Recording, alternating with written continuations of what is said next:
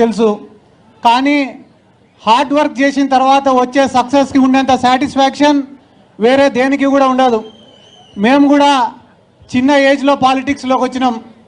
పాలిటిక్స్లోకి వచ్చిన రోజున ప్రతి ఒక్కరు కూడా వీడు పిల్లోడితోటి ఏమవుతుందిరా అని అన్నవాళ్ళే, ఏం చేయగలుగుతారు, ఏం సాధించగలరా అని అన్నవాళ్ళే ప్రతి ఒక్కరు కూడా. కానీ ఆ మాటలకు మేము ఎప్పుడు కూడా కృంగిపోలేదు. గడిచిన 10 సంవత్సరాలుగా ఇదే పాలిటిక్స్లోనే ఉన్నాం.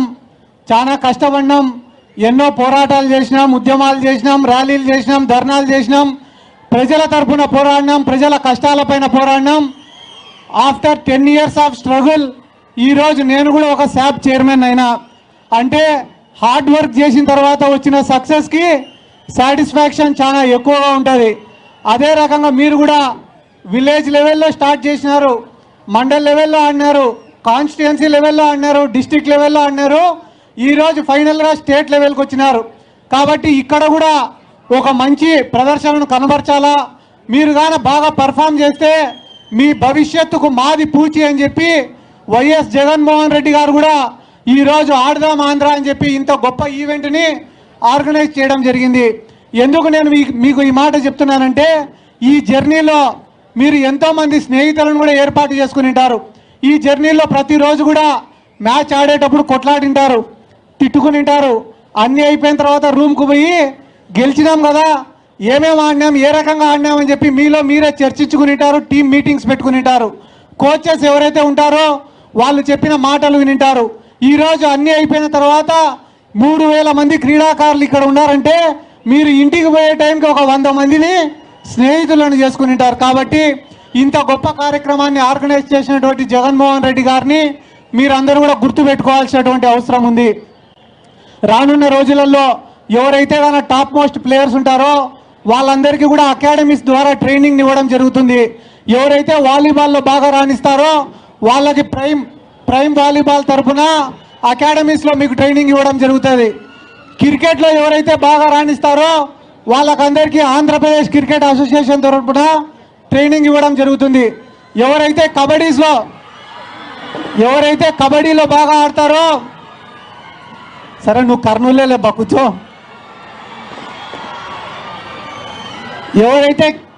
ఎవరైతే కబడ్డీలో బాగా ఆడతారో వాళ్ళకి ప్రో కబడ్డీ లీగ్ ద్వారా ట్రైనింగ్ ఇవ్వడం జరుగుతుంది. కాబట్టి బ్యాడ్మింటన్ ఎవరైతే బాగా ఆడతారో వాళ్ళకి పివి సింధు అలాగనే కిడాంబి శ్రీకాంత్ వాళ్ళ అకాడమీస్లో ట్రైనింగ్ ఇవ్వడం జరుగుతుంది. ఖోఖోలో ఎవరైతే బాగా ఆడతారో వాళ్ళకి ఖోఖో అసోసియేషన్ ద్వారా ట్రైనింగ్ ఇవ్వడం జరుగుతుంది. ఇప్పటి వరకు ఎన్నో ప్రభుత్వాలు వచ్చినాయి పోయినాయి, కానీ క్రీడాకారుల కోసం 120 కోట్ల రూపాయల బడ్జెట్ని పెట్టి వాళ్లకు ఇంత పెద్ద ప్రోగ్రాం ఆర్గనైజ్ చేసినటువంటి ఏకైక government YSR Congress party government, YS Jaganmohan Reddy గారు. అంతేకాదు ఎవరైతే ఇంటర్నేషనల్ ప్లేయర్స్ ఉన్నారో వాళ్లకు జాబ్స్ ఇప్పించింది వైఎస్ జగన్మోహన్ రెడ్డి గారు.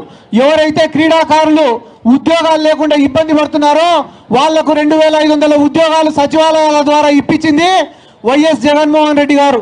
ఎవరైతే పేద క్రీడాకారులు ఇంటర్నేషనల్ లెవెల్లో ఆడలేకపోతున్నారో వాళ్లకు ఫైనాన్షియల్ అసిస్టెన్స్ అందించింది వైఎస్ జగన్మోహన్ రెడ్డి గారు.